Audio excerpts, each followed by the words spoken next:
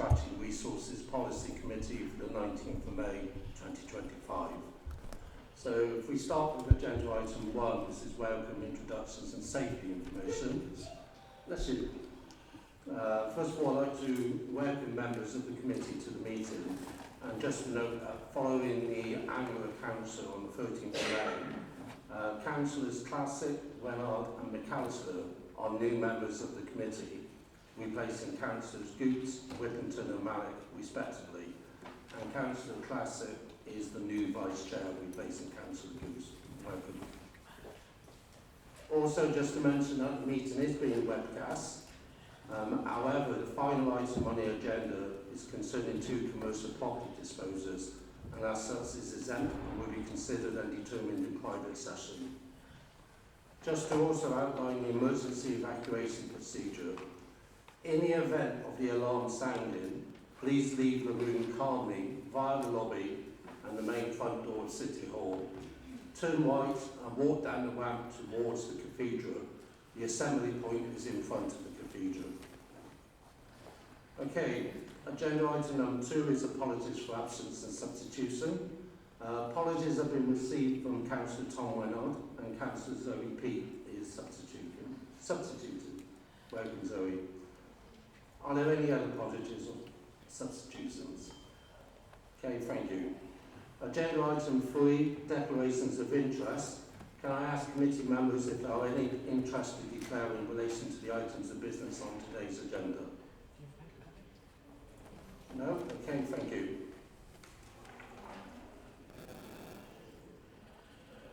Agenda item number 4 is minutes of the previous meeting. I would like to move the minutes of the meeting of the Strategy and Resources Policy Committee held on 14th of April as a correct record. Can I ask for a seconder? I've been probably to that. Heather, would you like to? One of you must have been at the meeting. Annie, Tom. Okay, Annie and Tom have joined the seconded the minutes that we've been releasing. So can I ask the committee if they are content to confirm the minutes as a correct record? So those of you who are present, can you see indicate if you are happy to approve the minutes? Okay, thank you. Agenda item number 5 is Chair's announcements. I have no Chair's announcements at this point. So we'll move straight on to agenda item number 6, which is the public forum. We have up to 30 minutes available for the public forum. The questions and replies were circulated to committee members and published on the website in advance of the meeting. Each questioner is permitted to ask up to 2 oral supplementary questions in total, if they wish. A supplementary question must rise directly out of one of their original questions or a reply, i.e. entirely fresh questions on other subjects are not permitted. Depending on the content of the supplementary questions, it may be necessary for a follow-up reply to be sent to the questioner. 21 public questions have been received for this meeting. So I'll start with question number 1, which is from Jen Smith. Jen, do you have a follow-up question? I do, thank you. So my follow-up question is for number 1. I came across a 2021 employment tribunal where the council had wrongly accused a member of staff of making offensive tweets. And you just settled out of court for systemic spying on centre parents who were using Twitter, so that's at least 2 cases. So does Bristol City Council immediately delete all legal paperwork, cases, court findings or tribunal rulings, or just the ones using social media? Thank you. As far as I know, we don't order the answer out to the previous question. We don't order level of detail on individual cases. I don't know if there's anything officers can add to a follow-up question. Tim? Thank you, Chair. I think the specific question was asking whether we automatically delete things relating to tribunal cases. The short answer to that is no, we don't. We will keep all legal judgments, decisions, verbal papers relating to tribunals and other court cases in line with our retention policy. Okay, thank you. Jen, you have one more follow-up question. Do you want to use that for any of your other questions or for this one? You haven't actually answered my first question then, because like if you do keep those, why haven't you answered my question? This isn't a supplementary question, this is like, if you keep that detail, why didn't you answer my public forum question? We don't record the data in the format that the questionnaire has asked. The question has asked about, specific categories of social media. We don't record information at that level of detail. Okay, I think to avoid confusing, Jen, clearly the question was about a specific type of data that's being recorded. What I'll do, I'll ask for a response that provides a bit more clarity in respect to your original question, and then I'll look at what other information we can provide over and above that. Thank you. I've got a supplementary for link 2. Go ahead. So going by the answer, can you just scroll so I can see what the answer was? So the council, how does emails discussing the proposal where and downloading wedding photographs help improve your delivery of services? They do not.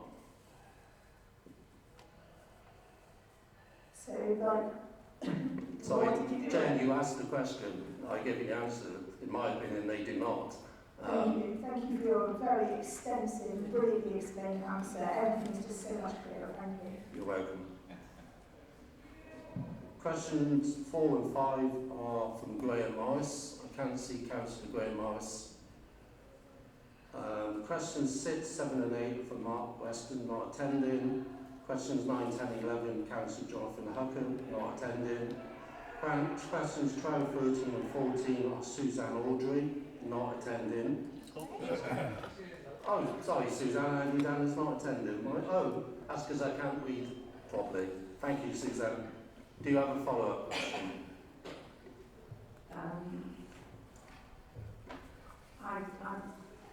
It's kind of disappointing, really, the responses that we get.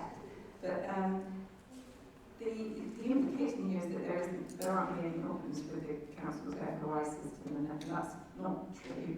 And at the moment, we're still only have an unsatisfactory compliance rate, and we're not reporting all the information that we should report on the website. So my question is, what are we doing to get that response rate better and to comply with the reporting requirements? Okay, there is additional work being put in. Our level of response rate is still short of where the target is, although it is higher than it's been since 2018 and 19. All I can say is that we're continuing to look at how we can improve the process, because clearly it's not where we would like it to be at the moment, as is clear by the fact we haven't hit the target in terms of the response rate, as it's covered in one of the reports today. Thank you. Look forward to hearing how you go on with that, because it has been stuck around about 75% along that. Second question actually relates a bit more to the question that Dan has asked, in the sense that we're... Sorry, Suzanne, Mr. Chase, it's a follow-up to your question. Right, well, each service area is responsible for deciding which emails they keep. So it sounds as though the Mayor's Office was allowed to say, well, we won't keep these emails, we'll just delete them all. It seems rather odd that it happens that way, and I just wondered, have I misinterpreted that, or do we say to people that have sent dodgy emails, you decide which ones you want to keep and which ones to delete? Well, I can't comment on the Mayor's Office because obviously I never worked in the Mayor's Office. All I'll say is that we are looking at the process we have now, and the process is that we should be, where there are emails that reflect something referring to a decision or of a particular importance that need to be retained, there is a process to being put in place to ensure that that is downloaded to the the appropriate format for storage of information, because at present email is not considered to be one of the standard ways of storing information. It's a communication method rather than a storage method, but we are looking at ways to ensure that where the information is potentially of import, that it should be kept in either in SharePoint or one of the other systems that council uses for storage. Thank you. It's who does that that's the important question.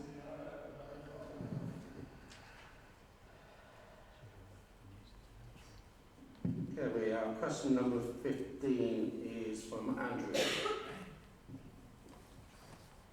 So I have a follow-up. Thank you. Thank you for your response, Councillor Dyer. It suggests that councillors are happy that the Port of Bristol, in which we hold a 10% stake, has given thousands of pounds to the Conservative Party and pro-Brexit causes. I'm sure you'll agree that none of these donations reflects the political intentions of most people in this city. Andrew, are you asking the question? I'm getting to the question. All right, Yes. thank you. Don't worry, sorry. But it's quite a good one as well. But the Port isn't worried that it's acting against the interests of its minority shareholder. We have a councillor on the Port board, but his voice is not allowed to be heard. It's a corporate governance stinker. Such arrogance can be rewarded. The Port is going through a generational change of leadership, which is always a risky time for investors. Therefore, could you commit that this council examines its holding in the Port and, in light of the contempt shown to the citizens of Bristol over the years, look at selling its stake? We review our holdings in all sorts of commercial operations. The Port of Bristol is no different from that.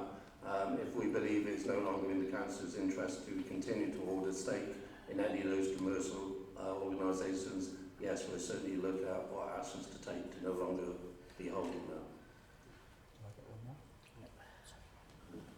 Okay, and just one other question. You're happy then that Lawrence Fox, I meant Liam Fox got 10 grand, 1 grand of which should have come to us in 2004?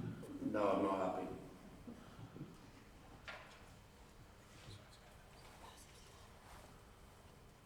So questions 16, 17, 18 are from Joe Banks, who's not attended, but I did say that I would give a verbal response to question number 16 from Joe Banks. So in answer to that question, which has kind of been touched upon already, is I believe we have made best efforts to ensure that the report more generally and the proposals do cover what councillors were looking for. However, I think the important aspect of this that is sometimes being overlooked is that we should not be using emails as a form of long-term storage. Now, we should be ensuring that we follow the correct process to ensure that any information is stored in such a way as that it is using the council's identified means of data storage, whether that be SharePoint or some other system that has been identified as being a suitable way of storing information.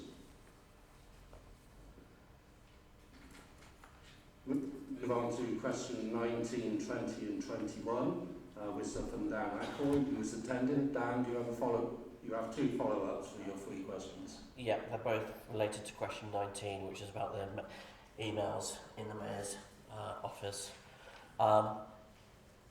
First question, although retention of decision-making records is one aspect of why emails need to be kept, another aspect is to be able to hold inquiries, which includes being able to investigate what events happened and in exactly what sequence during an emergency. What training were the people in the Mayor's office given related to the rules about which records, particularly emails, need to be kept so that they're available for inquiries?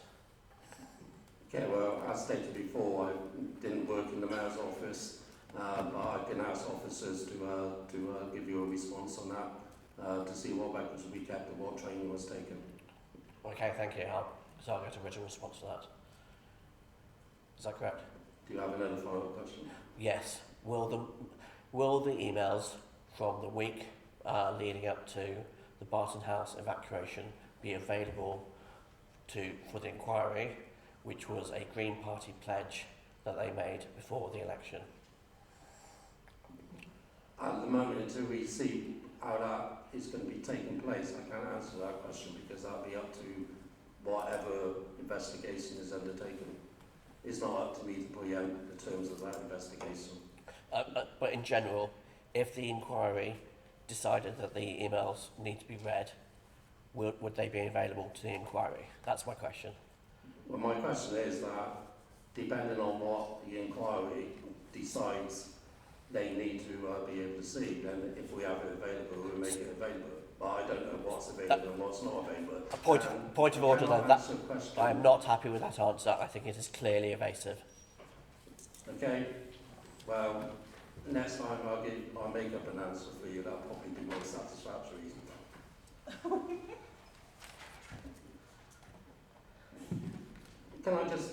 I am just going to have to say to this. You're asking a question about what information will be made available.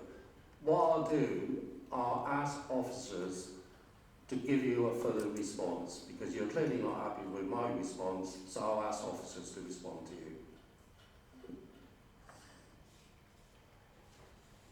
Okay, we'll now move on to public statements. We have 5 public statements which have been received for this meeting as follows. Statement number 1 is from Jen Smith, who is attending. So Jen, please read your statement. The Council's Communications Protection Policy states that there are no specific legal implications arising from this report. This is not the case. I have had no end of trouble with the Council's communications. Your corporate strategy alignment on this is far from taking accountability and showing integrity. When I made a subject access request some time back, I only received this after complaining to the LGO. The results were heavily redacted as part of a cover-up and are now going to be unloadable. The Council refused to send any of it to my solicitor. It refused to send it to its own solicitor during legal action I took. I had to send my own redacted data back to the Council solicitor. The request for the information from my solicitor was made over a year before Marvin Rees left office. What the data did reveal is emails showing extensive systematic spying by 20 people. After 2 years of legal action being dragged out by the champions of the City Hall, the case was settled out of court last month, although I still don't have my requested data. You refuse an independent investigation, you refuse to play fair with legal procedures, you refuse to apologise or offer assurances that it would not happen again. I believe 7% families were spied on, so I think every family in Bristol should submit a subject access request to Bristol City Council urgently. They spy on you and they won't stop. Public statement number 2 is from Suzanne Audrey. Suzanne? Yes, well, my statement was about the compliance statistics, and I won't go into all that because we've actually been, I'd like to thank the officer that did actually provide the information that we have. But I do want to say that it does look like some of these responses just say the information is not held. And clearly it's not held sometimes because it's been deliberately deleted. Which causes a problem. One of the responses I had is that the Council recognises that emails are information. So when you talk about information storage, clearly emails especially senior officers, are information and would be required and could help with legal proceedings. So I really think we need to keep tight view on this, and thank you for anything you can do to improve it. Okay, thank you, Suzanne. Statement number 3 is from Joanna Booth. Statement number 4 is Dan Ackroyd. Dan? Yep. The legal department in this council does not seem to care about acting fairly or acting to uphold the public interest. The legal department acts to push the law as far as it will go in favour of protecting politicians, including giving special considerations and allowing councillors to fail to declare their interests. Anyone who doesn't like the situation can pay for a judicial review if they have the spare cash. Councillor Dye, you have shown zero interest in making the F1 service in BCC actually function. I've been coming to this committee for the past year and you've shown zero interest. In particular, you've allowed the legal department to delay the enforcement notice from the ICO for over a year through the glacially slow appeal process the council is making. You seem entirely comfortable with how this legal department operates. Don't you realise how bad this is making you look, both yourself as council leader and the reputation of the council? There was a Green Party pledge of holding an inquiry into why the Barton House evacuation was so shambolic. I cannot see how this inquiry can be held if the emails have been deleted. This is indefensible.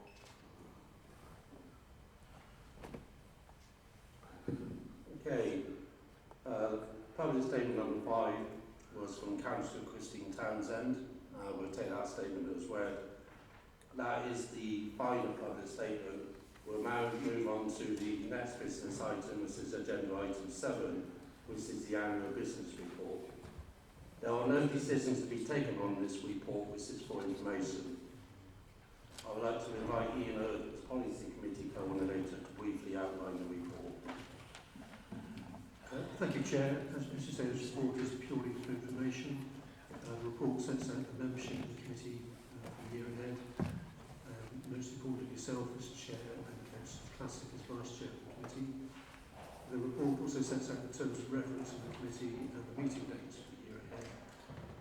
Finally, I ask the committee to note the appointment of Councillor Patrick McAllister as Chair of the Finance Subcommittee and Councillor Jonathan Pucker as Vice Chair. That's essentially for information.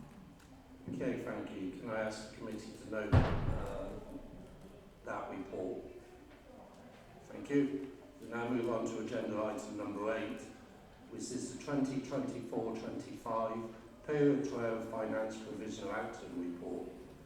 This report presents information and analysis on the Council's 4-year financial performance against the approved 24-25 budget, as well as highlighting the movement from the previous period 10 4-year forecast as reported to the committee on 17th of March. The report also updates the committee about the delivery of planned savings for the 24-25 financial year and sets out the budget management reporting principles for the 25-26 financial year. Finally, it also includes details of officer key decisions for noting. I would like to invite Sarah Chokovitz, Head of Finance Management, to briefly outline the report. Sarah. Thank you, Chair. So as at the 31st of March 2025, the provisional closing financial position on the general fund being reported was a service variation of £32.6 million overspend. As outlined in the detail of the report, the overspend position, as it has throughout the year, remains significantly influenced by the positions in the Children's and Young People's Committee, that's outlined with an adverse position of £23.8 million, with a key driver around that being the pressure on the internal and external placements of children in care. This is offset by corporately held budgets, resulting in a net budget overspend of £14.7 million. The outturn overspend position has then been funded through one-off distribution of the retrospective business rates.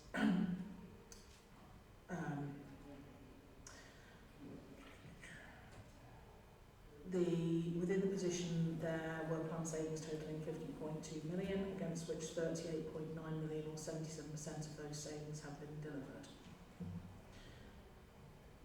Within the HRA is currently presenting at P12 a net underspend of £4.5 million. However, there are a number of adjustments that can't be made to the position in P12 and go through as part of the main statement of accounts.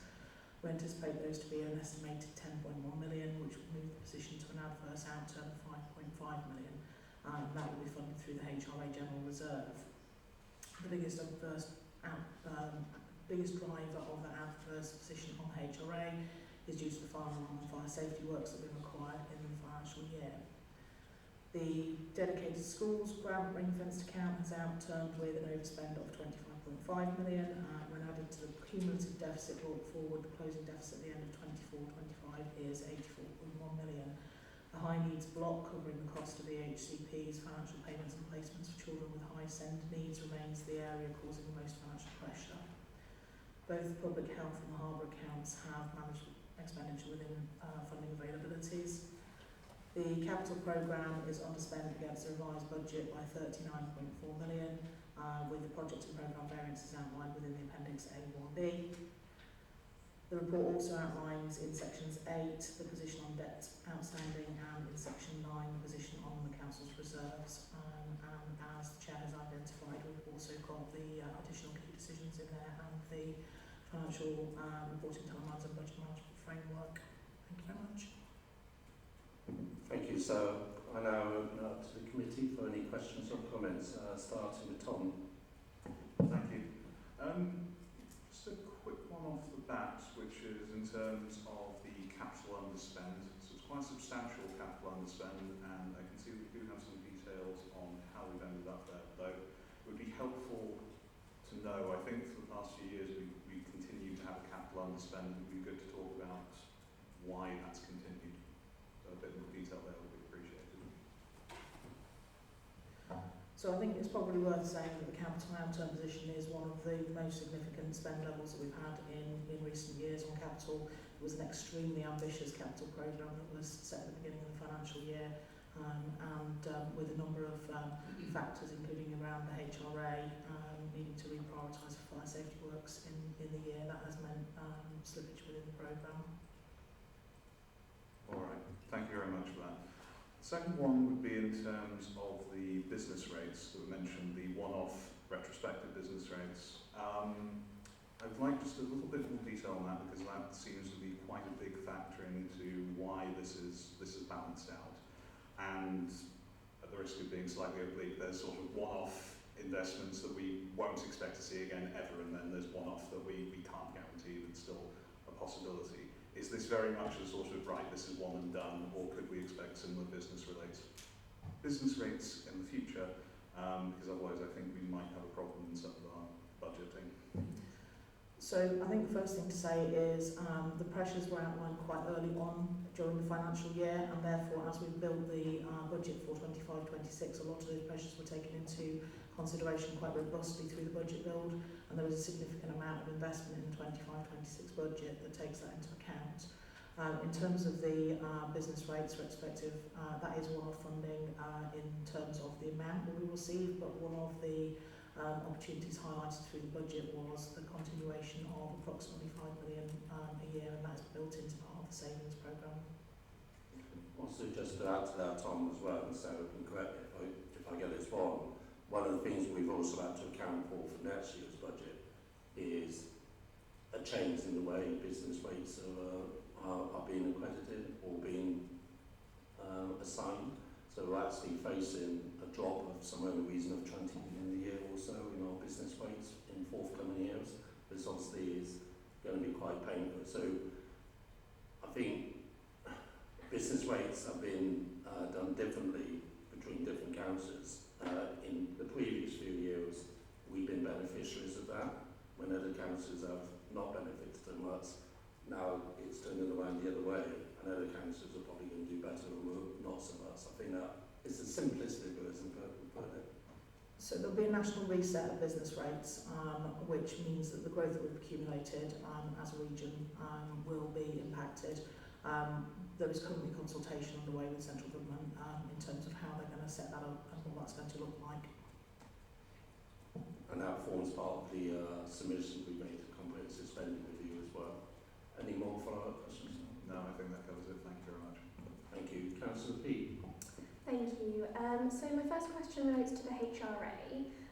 Obviously, with St Jude's, 4 out of 5 blocks pose a fire risk due to compartmentation failures, poorly rated doors and smoke extraction system flaws, plus an additional 8.5 million due to supervision and management delays, such as maintaining fire alarms. I suppose my question is, in regards to Wake and Watch, why are we having such additional costs due to, a lack of providing these services?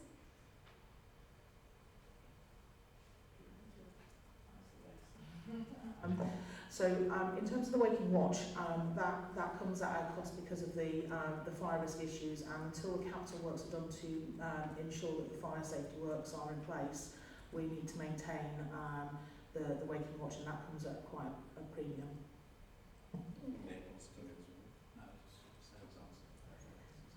I suppose I'm just concerned that we're perhaps, falling behind on some of our contractual and statutory duties, and that this is not only just affecting residents but also potentially causing a burning hole in our pockets as a council as well.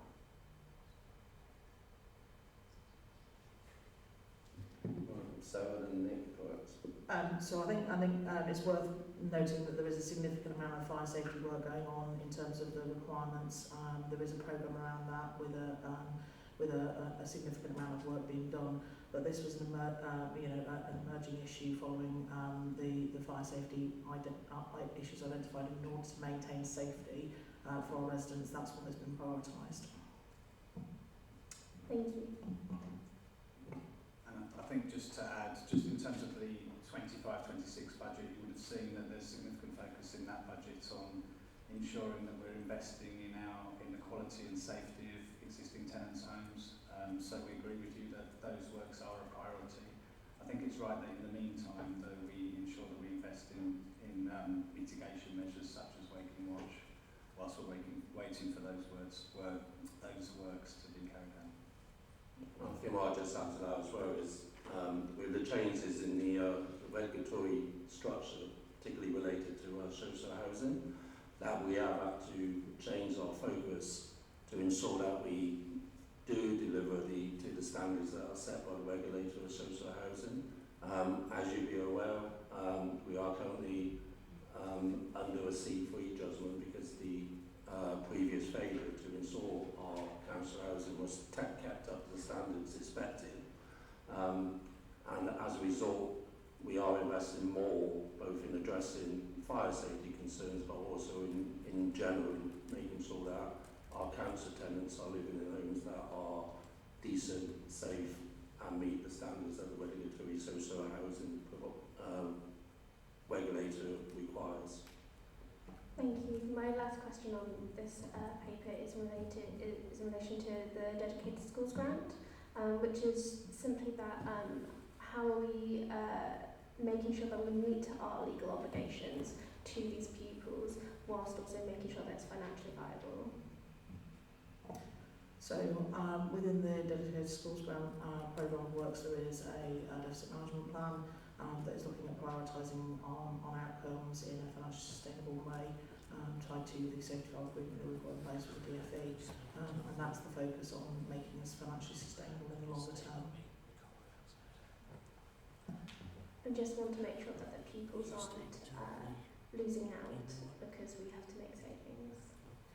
That deficit management plan is very much about improving outcomes whilst managing the financial position at the same time. So it is dual-fold, not just about savings. Anna, do you want to come in on this as well? Well, yes, just to add that our responsibilities to assess and provide come first, and our legal responsibilities. So we do need to meet them. You'll be aware that there's a lot of pressures, and we have got a number of timeliness questions, but our responsibilities to provide come first. The deficit management plan is how we manage to do that over a period of time. But yes, we do need to make sure we stick within our legal duties. I think it's fair to say this is something that goes back at least to 2014 when, similarly with regulatory social housing, new standards were brought in, and all three of those new standards had good intentions, and what they were trying to do were very supportive of.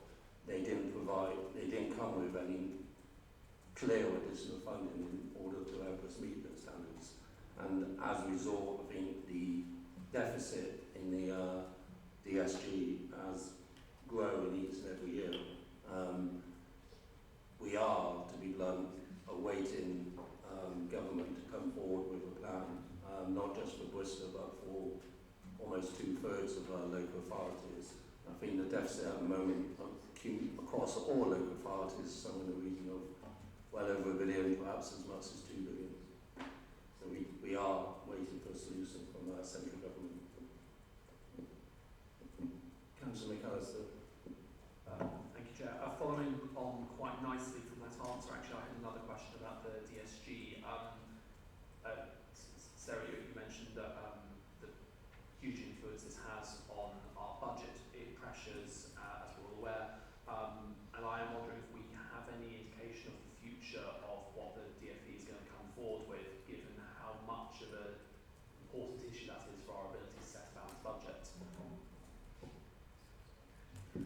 speculate, sir? Not particularly. A bit of crystal ball gazing, I'm afraid. I don't think we've had anything formal through that I'm aware of now. No, that is it's pretty much what I expected. It's frustrating we haven't really been given much more of insight into what the future of that sector is going to look like. What I would say, Councillor McAllister, is, and no, we have not been given any clear indication about what might happen, but I think if you talk to education leads in all local authorities, I think the expectation is that there will need to be at least some extension of the current statutory override, unless, because the only alternative is one, either local authority after local authority after local authority having to issue section 114 notices, or a massive input of public funding to reduce the deficits in the multiple DSG accounts across those local authorities. But we need an answer very soon. And I would expect it to come via the comprehensive spending review. Thank you. I had another quick question about just some of the phrasing in the outturn report, please. On point 1.4, it does talk about how if unavoidable pressures are identified in year that can't be mitigated at a directorate level, then collective ownership of those issues is taken. Could I just clarify what that means in practice? I'm a bit concerned that maybe risks removing direct responsibility and accountability from individual directors or departments, but if that's not how it works in practice, I'm happy to be reassured. No, so in practice, directors are expected to manage within their cash limits. If there is something that is of significant import that comes out through that director cannot manage, then we would take a corporate level view of it across the whole council, and that would be something that is discussed initially at corporate leadership. Thank you very much. Okay, do you have any other comments or questions? Okay, thank you. In that case, this report has, let me just check, 14 recommendations for noting and 6 for approval. So what I'll do is I'll go through the items for noting first of all, so bear with me. So I would like to propose that the Strategy and Resources Committee notes 1. The Council's General Fund forecast outturn revenue position of a £0.2 million underspend against the budget. 2. The performance on delivery of savings as summarised in Appendix A1A and detailed in Appendix A2. 3. The Council's outturn position of a £4.5 million underspend within the housing revenue account before £10.1 million contribution to the funding of capital investment. This will result in the drawdown of £5.5 million HRA General Reserve at the year end. 4. The Council's outturn position of a £25.5 million overspend in the dedicated schools grant, and this brings the carry forward deficit to £62.6 million. 5. The break-even position on public health services. 6. The break-even position on the Bristol Harbour Fund. 7. The Council's underspend of £39.4 million against the capital programme revised budget of 24-25, comprised of £32.8 million underspend on the General Fund, £6.4 million underspend on the HOA, and a £0.2 million underspend on the Bristol Harbour account. 8. The annual collection levels for council tax and business rates as set out in Section 8 of Appendix A1A. 9. The level of age debt as of 31st of March 2025 as set out in Section 9 of Appendix A1A. 10. Use of reserves and draft closing reserve balances as set out in Section 10 in Appendix A1A. 11. The drawdown of £8.9 million of flexible use of capital receipts to support delivery of the top 5 transformation programmes in line with the approved strategy. 12. The Officer of Finance Key Decision number 42 dated the 24th of March 2025 for the Household Support Fund 7 Local Crisis and Prevention Fund allocation for 25-26 to approve the allocation of 700,000 to the Council's Local Crisis and Prevention Fund to help circa 3,000 low-income households in crisis. 13. The Officer of Finance Key Decision number 43, dated the 17th of April 2025, Household Support Fund 7, free school meal vouchers for May 2025 half-term, to approve and spend £352,500 to provide free school meal vouchers for 23,500 children over the May half-term holidays. And 14 supports the incorporation of the budget management framework principles. Can I ask that the committee notes? I would now like to move that the committee approves the following 6 recommendations. 1. The transfer to or draw down from the general fund reserve in order to balance the outturn position following the final statement of accounts. 2. The drawdown from the HRA reserve in order to balance the outturn position following the final statement of accounts. 3. The transfer of the dedicated schools grant in-year deficit to the dedicated schools grant reserve following the final statement of accounts. 4. The reprofiling of up to 39.4 million of the capital programme's 24-25 underspend into future years. 5. The release of 46.5 million corporate funds, including 20.3 million for inflation, 11 million for pay awards, and 10.6 million of optimism buyer savings contingency, as approved in the 24-25 budget, but not initially allocated. And finally, the planned financial report timetable for 25-26. Can I ask for a seconder for the motion? Seconded. Thank you, Councillor Classic. Can I ask that all those in favour show their hands? That's unanimous. Thank you. Okay, we now move on to agenda item number 9. Change and transformation portfolio funding 25-26. This report seeks approval of the proposed approach to funding the change and transformation portfolio for 25-26. This is a key decision as it involves spend over 500,000 and impacts on more than 2 wards. I would like to invite Tara Dillon, Head of Service Portfolios, Programmes and Projects, to briefly outline the report. Tara. Thank you, Councillor Dyer. So this paper is seeking agreement to the total transformation fund envelope for 25-26, which is 32.5 million. The paper outlines the funding sources making up that fund, including specifically noting the reliance on the release of capital receipts in order to fund a significant proportion of that.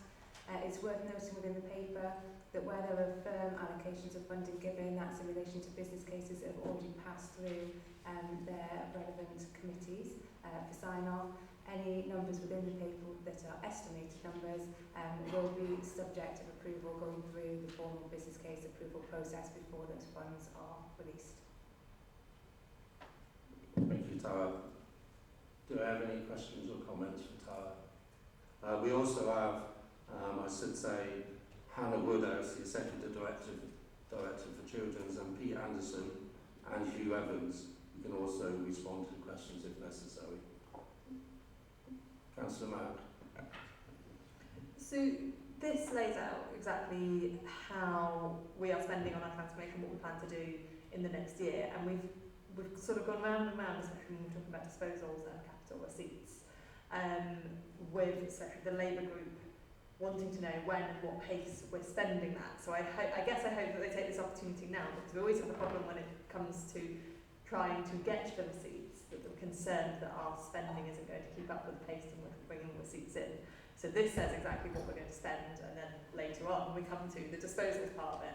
So I guess, and I've been chairing the property disposals working group, and that's one of the things that have come up there. So I guess what I'm trying to say is this is the opportunity to question the pace in which we are spending that flexible capital. If there are any concerns that we're not spending it at that pace, bring it up now, rather than when we get to the other side of it of bringing the money in, because this is specifically where and how we're spending the money, and it looks like a very good plan to me, and I'm glad we're doing it. Any more comments or questions? Councillor Peeved. Thank you. So regarding the transformation fund envelope, I just wanted to know what safeguards are in place if the asset sales don't meet projections, and could vital services be disrupted if funding gaps arise? So, do you want to respond to that one? Yeah, I can do. Should the transformation spend be at the level identified and the disposals not be at sufficiently high level, the fallback would be to call on the general reserves, and we would have to mitigate and manage and replenish those reserves in future years. It would not impact service delivery this year. Do you have a follow-up question? Any other questions or comments? Patrick. Thank you. Somewhat related to the previous questions, actually. I am wondering if this is maybe giving us an incentive to dispose of property maybe more quickly or haphazardly than we otherwise might, because we're so eager to get the capital receipts to spend on these very good transformation projects. I was just wondering if the officers might be able to comment on that, please. So there's a transformation board that's been established within the organisation, and we are tracking out on a monthly basis exactly what our burn rate is across all of the transformation programmes and projects. So therefore we should be in a position where we are confident that we are only raising the amount of assets that we actually need in order to fund the transformation this year in year. Thank you. And, excuse me, Chair, may I just ask for clarification on the term burn rate, please? Sorry. So the rate at which we are spending money against our projected rate of spending money, so things aren't being spent quite at the rate that we think, then we don't need to release as much money in year as we may forecast at the start of the year. Thank you. Councillor Maher. Yeah, I was going to, as I say, my work on the property disposals is going to comment on that, and I think that how we deliver our services, ensuring that our services are delivering what they need to deliver and balancing our budget each year is the absolute core of what we do.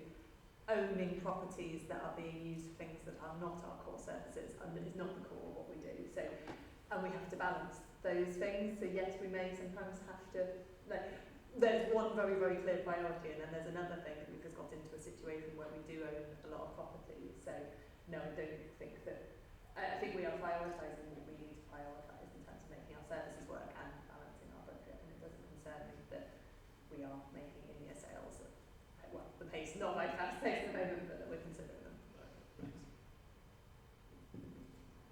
Councillor Peeved.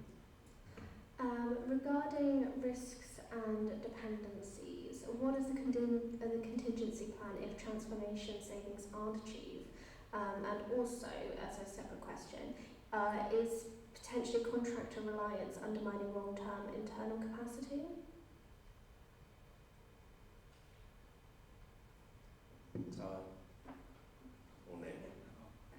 So in terms of the latter part of the question, in terms of the agency versus internal capacity, so we are working hard to ensure that we have the sufficient balance. So we project the total demand across the portfolio at the start of the year and seek wherever possible to meet that demand through internal capacity, whether that's permanent or fixed term contracts in that space, and only flex up using agency staff where we absolutely need to do that. Nick, do you want to come in as well? Yeah, just in terms of the first question about if we're unable to deliver the savings, well, the first step that we take is to ensure that we've got the right governance in place for all of the projects and programmes within the transformation programme. Because obviously we want to ensure that we set those projects up in the correct way and that we're delivering them in the correct way to deliver those savings. So that's the first mitigation, is good governance and oversight. It's worth saying that there is a corporate transformation board that oversees delivery of all of these projects, which I chair and members of the corporate leadership board attend each month, and that we take steps to ensure that each project is agreed at outline business case, project initiation and full business case stage, and that we track the delivery of those savings in relation to those projects on a monthly basis. Clearly, if we don't deliver our savings, then it puts pressure on the in-year budget, and ultimately we would need to use reserves to balance a budget if we weren't able to deliver the savings. But the whole point of having a transformation programme is to do so in such a way where we have a planned programme of delivery, which gives us a better chance of success. And I want to have a follow-up question. I promise this will be the last one on this paper. Are transformation projects at risk due to potential skills shortages internally?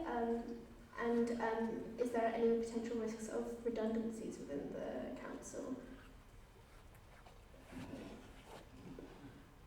So these projects and programmes don't involve the delivery of redundancies as far as I am aware. I don't think that's the case. And certainly our budget setting process didn't involve any compulsory redundancies as part of the process. In terms of skills, it is the case that in some parts of the project delivery that there is a lack of skills. There's a challenge in the market, and we do sometimes need to appoint agency staff in order to resource the delivery of a project. We are able to do that, so we are recruiting agency staff. And in some respects that can be helpful, because these are skills that sometimes we need on a short-term basis for a task that will then finish once the project is delivered, rather than recruiting permanent staff, which we may not need at a later stage. So overall, there's a lot of work that's been done by Tara and the team to identify the resource that we need for each project and to allocate resource to those projects, which is actually really comprehensive work that's done. But that's not to say that we don't need to buy in resource for particular projects from time to time. I'm so sorry. Just to confirm that agency staff that are hired, they fall within our living wage promise. Yeah. Yes. And I think what I'll also add on to that as well is the properties that have been identified for this process are properties that are no longer are being declared as surplus for requirements. And in some instances, what we're able to do is by disposing of the property, we get a capital receipt. But also in many instances, it allows us to bring in a service that also saves us money, because they may be providing some supportive service which actually reduce our costs there as well. And therefore, by doing that then does free up the possibility for us to invest in those very things that you mentioned, including the training of our own staff. Councillor Ackroyd. Thank you. Two questions, one of which is a little less significant, so I'll ask that one first, which is in terms of the tackling homelessness and the temporary accommodation. I don't know, this might be a slightly unfair question to ask here and now, but are we still planning, or are we planning further, I should say, use of council housing as a transfer to temporary accommodation? Because I remember that was something that came to us previously. I'm wondering if that is planned to continue.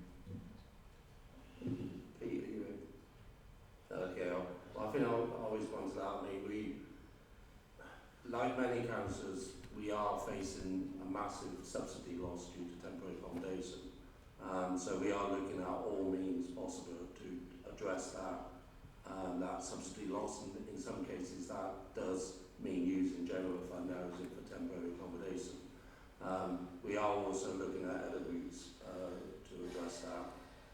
By reducing the subsidy loss, that then frees up funds to invest more in other areas, including providing more general fund housing. So in a way, we're trying to get ourselves into the position by tackling temporary accommodation that actually will then allow us to more sustainably deliver additional council housing and social housing for those people who are on the housing waiting list, for example.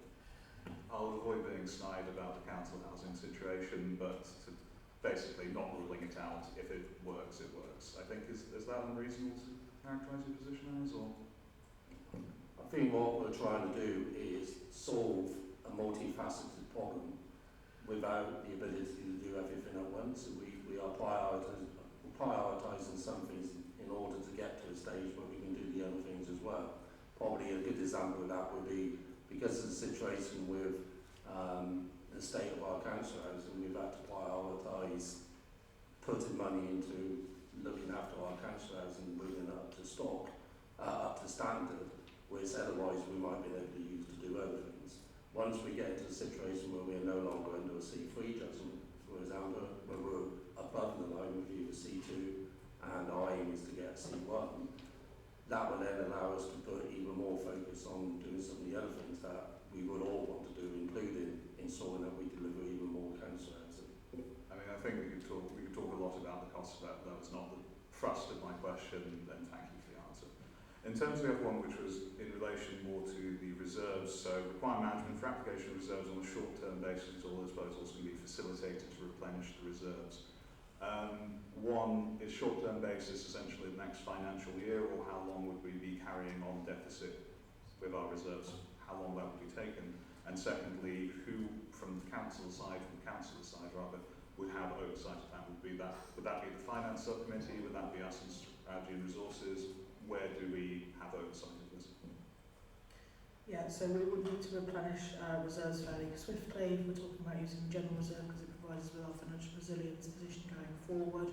So we will pick it up as part of the budget setting cycle, and therefore it would go through the governance and finance subcommittee as part of that process. Thank you. So essentially, would we be aiming to mitigate that by the next financial year? Okay, thank you very much. Any more questions or no? Okay, in that case, let me just. So I'd like to move that the Committee for Strategy and Resources. Is this for noting or for?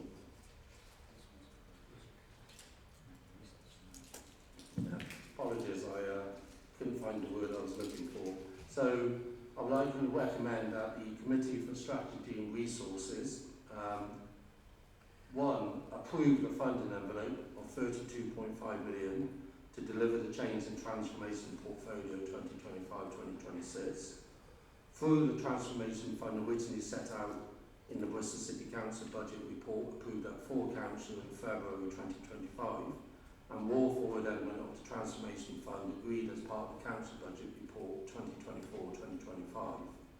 Two, note that the current total Transformation Fund available for 25-26 is 32.5 million. Of this, the Change and Transformation Portfolio in 25-26 is currently estimating 29.7 million.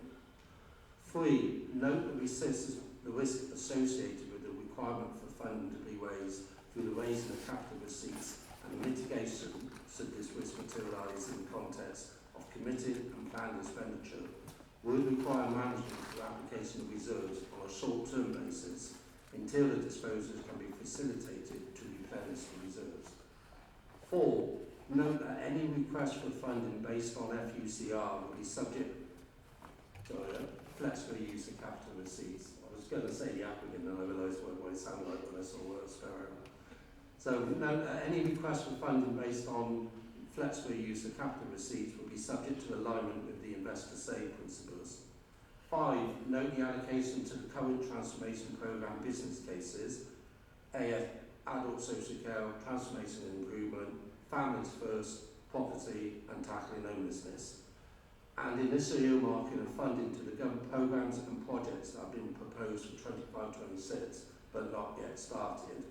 Six, note the Council's decision pathway process will be followed in relation to the individual key decisions for each programme and project as required, with the Chief Executive Officer and Director of Finance in consultation with Executive Directors, Transformation Board, with the authority to approve business cases to the value greater than 500,000 and not impacting 2 or more wards, less than 500,000 and not impacting 2 or more wards. My apologies. Can I ask for a seconder for that motion? Can I ask all those in favour to show their hands? That's unanimous. Thank you. We'll now move on to agenda item 10, update on the Council motion on the Council's communications retention policy.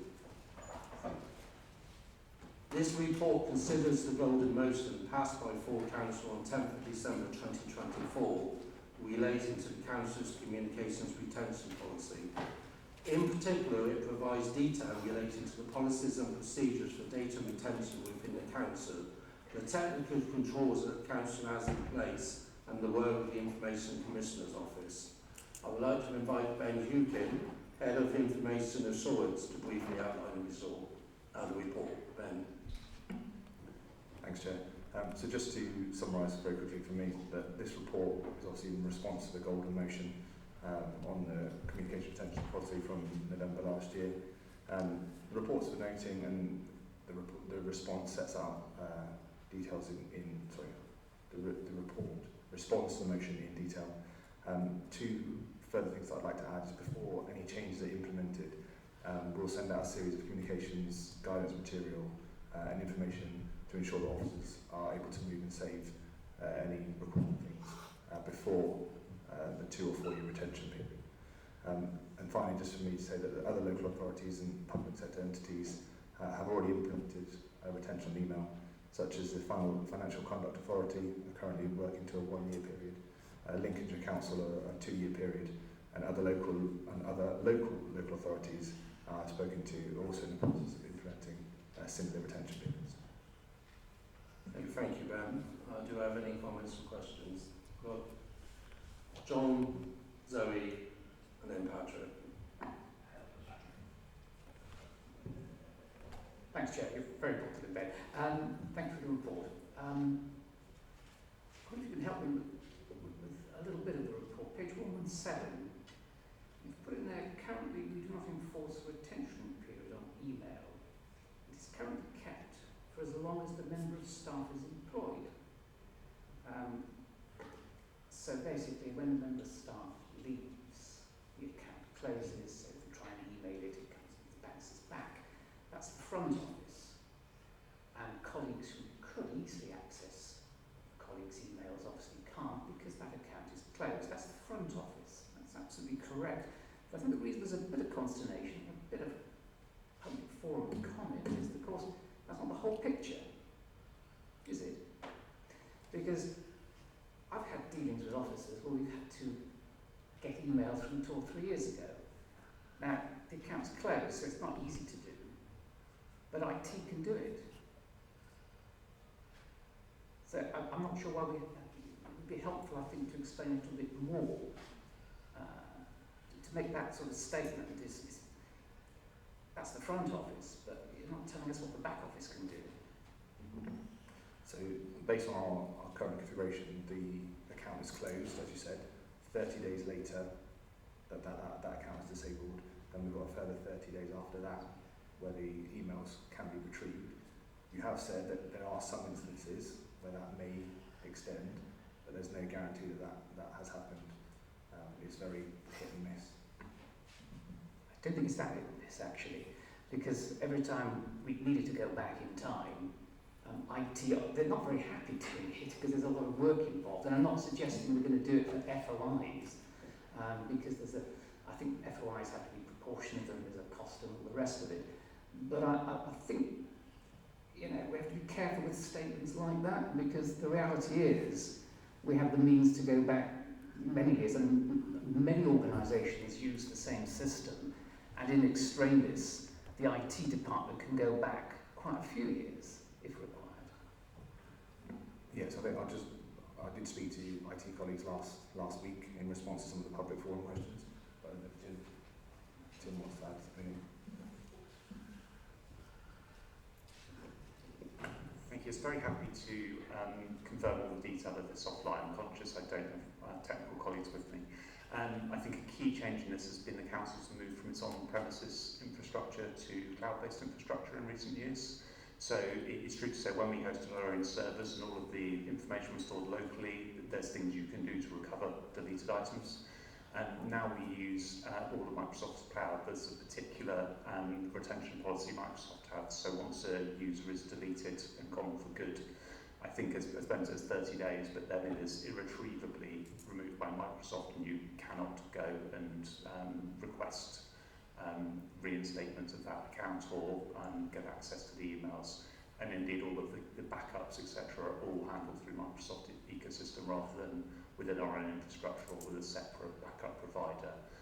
So it will be quite different technically to try and recover items now than it may have been in the past. But very happy to get the chapter in first. I've seen the Microsoft articles on it myself, so I know that to be the case. All of that notwithstanding, obviously, there's always options to review the council's email estate. So just because somebody's left those emails may be in other people's inboxes, copies, folders, etc. So again, there will still be activity that we can assist with in finding where email may still be within the live systems. Thanks, Stephen. Can I just follow up on that? So I guess the question here is in terms of if we're looking for emails from members of staff that has left, I'm assuming that the normal process is we will look at that person's email. But I think what you just said is that sometimes, obviously, there's somebody else at the other end of that communication. So if the other person that's part of that communication is still with the council, we should still be able to get access to the email from their end rather than needed. And I'll be able to do that if we're looking for the content. Yes, if someone's still with the council and still has that email, we can absolutely get to that. I will have to absolutely double and triple check my facts in terms of if somebody is an active current member of staff that has deleted the email. I'll just double check the retention policy on that. I guess the other side of it, sorry John, jumping on your questions, is the difference between us having a policy that we can guarantee to be able to deliver on, but there may be instances where we can go beyond that, but we can't guarantee that we can go beyond that. Is that? Yes, I think that's the case.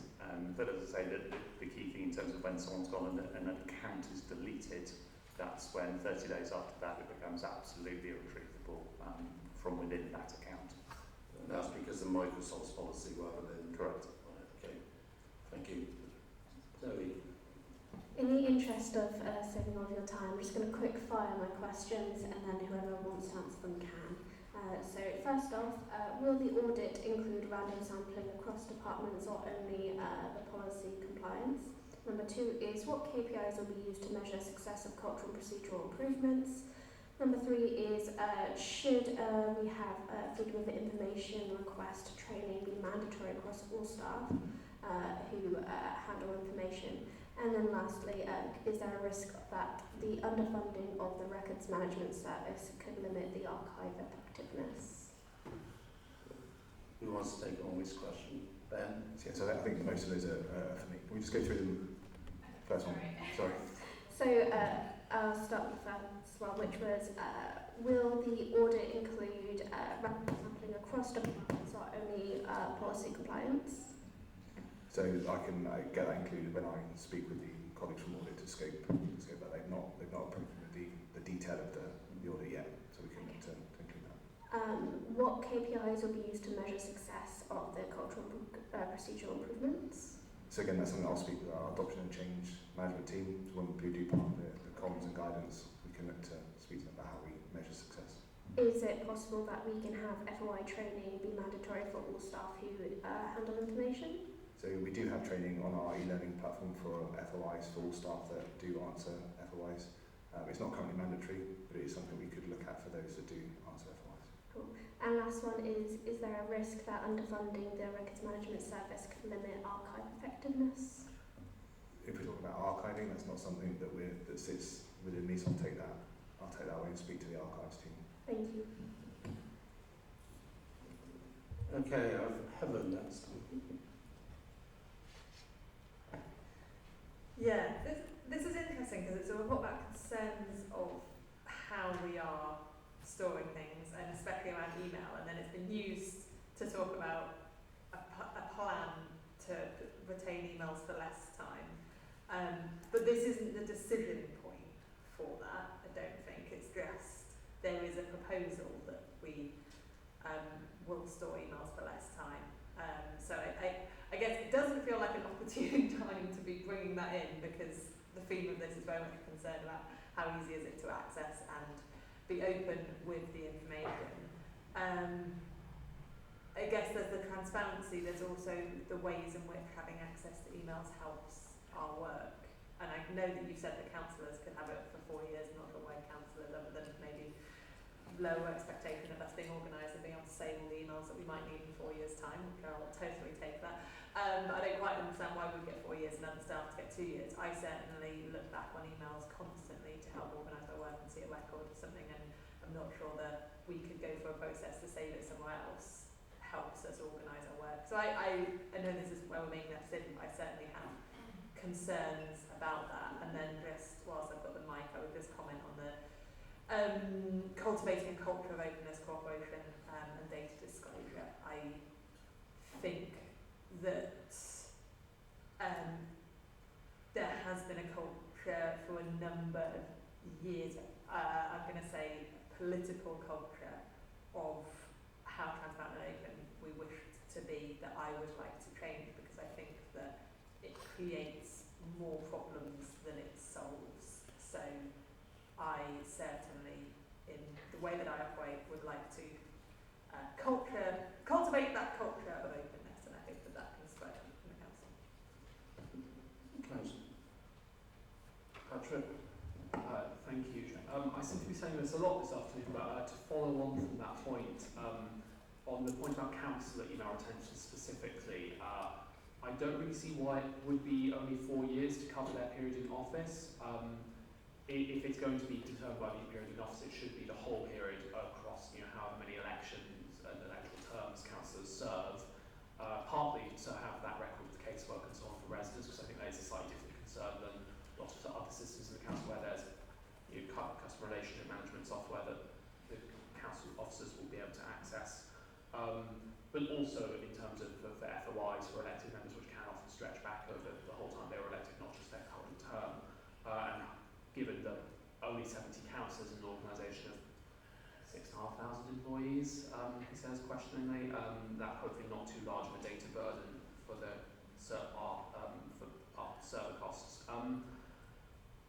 I think as well the phrase of email is not a record storage system, which is coming up in different permutations a lot in this report. It does overlook the fact that many people in the authority do use to search. That might not be ideal, that might not be recommended, but it is how it works in practice, and especially again with elected members, people often have less experience with the cloud storage, less trust of it, less familiarity with alternatives to email, and I would say as a practical recommendation, maybe the lack of direct access councillors and elected members have to the casework management software that is used is a real issue, I think, that creates an incentive to stay on email, because that's our only interaction with caseworking systems. If that could be addressed and maybe moved on, maybe we can have access to a CRM that would help streamline this, maybe that would be a better way to retain that data and access it going forward. But I think this report does overlook in general that this email is used as a record storage system in a lot of cases, particularly for elected members. I'm very grateful to the work you and your team are doing and for bringing this report and progressing the motion, but I think we need to have a bit more emphasis on how things are rather than how we'd like them to be. Thanks, Owen. Sorry. So just to address the point, I think I agree there is a culture shift that needs to happen, and that's going to be part of that guidance and training around where things should be stored. So to answer your point, people do use email, but there are more appropriate places that they should be storing them. And just to answer your point from a council perspective, I have been in conversation with the party group leaders around a case management system for councillors, which should hopefully address part of this. So I will follow on from Councillor McAllister in his footsteps on that one by again bringing this point on getting a CRM or a casework system, because I've had the opportunity to use one of these now for my day-to-day, and it is infinitely more usable than the council system. I think it would be a big boon to us organisationally across the council. I am slightly wary of the data burden of retaining, say, 20 years of councillor emails, but I think some provision to say if we have another situation like COVID, elections were delayed, some flexibility on this might be desirable. Last point is less of a question, but more in a relation to Councillor Mack's point, and I think we would all like to see more of a culture of honesty and openness and transparency. We all unanimously back this motion. I would just gently note, for example, certain instances like 92 million worth of council housing being directed to a housing association in a manner this committee did not have eyesight on. I would suggest that there is room for us all to improve on this one, and I'm really glad to see this come forward. Thank you, Tom. Any comments? Sarah? Thank you. I also kind of wanted to raise a point about the sort of 4-year retention for councillors. I know that for a lot of us, decisions and issues in our wards can sometimes span multiple terms, and we quite often do need to sort of retain access to the information that has happened, 10 years ago. Certainly there are ongoing issues in our ward. With regards to, we talk a lot about the kind of timings and where things are being stored, but do we feel confident that we understand culturally in the council what information should be stored and what is okay to delete? Are we confident that our staff and anyone who retains information is actually trained on that? And is that an area that we will also be looking at with regards to this work? So to answer the first point around the council email, the retention, that's something we can look at, and if there's a note in the report that will bring an update back in 6 months, so that's something we can look at there. I think that's also something we can tie into the CRM. I think that might be something we can look at to both of those. And again, in terms of the training, yes, it is something we will need to support staff on to ensure that those staff do know the sort of things that should be stored and where they should be stored. And just a sort of final point about when we do have when we have done this piece of work, I think communication will also be a really big part of this. Being able to communicate to our residents, what we are doing, what information they are able to access as part of things like the FOI, SAR process, and ensuring that people don't feel like they're being shut out of accessing information that they have a right to. So I think that really should be a big part of this work, and ensuring part of the transparency is that we are actively communicating with people who may want to access information they have the right to access. Thank you. Before I come to Zoe, I think one of the things I'm picking up from this is, and my thanks to Councillor Gill Andrews for prompting this, is when we put a policy together, there's a difference between what we can guarantee to do, but there may be instances where we can go above and beyond that in our efforts to be more open and transparent. And what I would hope is that if we do set up a policy that recognises the limitations of the software we're using, we don't necessarily use that as a reason for not seeing if we can go beyond. And I think the other part of it as well is in terms of handling freedom of information requests, for instance, is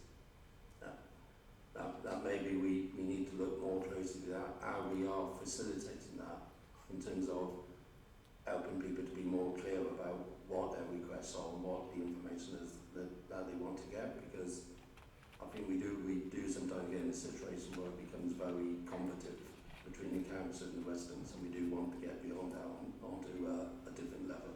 So that would be my only comments, is that we don't allow the limitations of software to limit our ability to answer questions if there are other routes that we can take to be able to answer those questions, even if it isn't something we can guarantee will be 100% successful every time.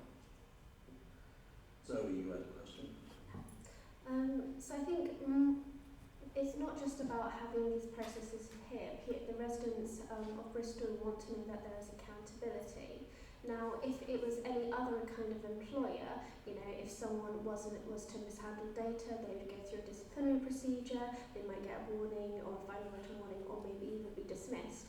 However, that's fundamentally different when you're dealing with elected representatives. So what are we going to do to make sure that councillors are held accountable?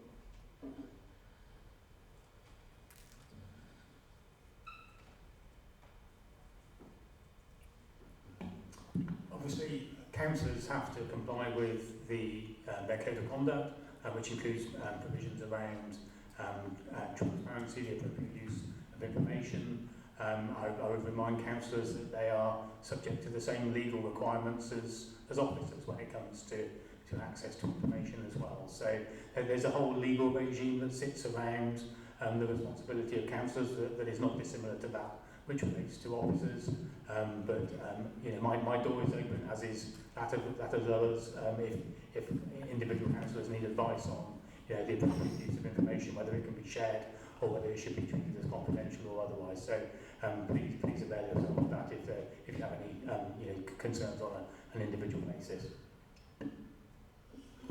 So McAllister. Thank you, Chair. I think that the general themes that I'm certainly picking up from the committee is that councillors don't want their emails deleted. I think we'll probably welcome some training on how to best comply with data laws, FOI laws and so on. I know that this is a rolling thing, but it would be good to have a refresh on that. So I certainly welcome that. And I've forgotten the third point, but I think we seem to be of an accord on a lot of those 2 points, certainly. Okay, thank you. Do I have any more comments or questions? Okay, on that then, I'll ask the committee if they can note the matters highlighted in this report. Ian would have been taking notes of our comments to feed back into that. So can I take that report as noted?